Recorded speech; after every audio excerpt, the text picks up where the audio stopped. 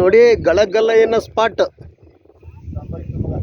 ಇದೊಂದು ಧರ್ಮಸ್ತಂಭ ನೋಡಿ. ಇಲ್ಲಿ ಗಳಗಲ್ಲನ ಕಂಬ ಇತ್ತು ಇಲ್ಲಿ. ಈಗ ಅದು ಬಿದ್ದೋಗಿದೆ ಅನ್ಸುತ್ತೆ. ಇಲ್ಲ, ಈಗ ಇಲ್ಲಿ ಕಂಬ ಇತ್ತು.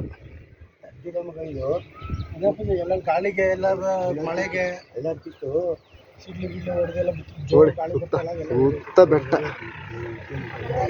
ಬಂಡೆಗಳ ಬೆಟ್ಟವೇ ಬ್ರಿ.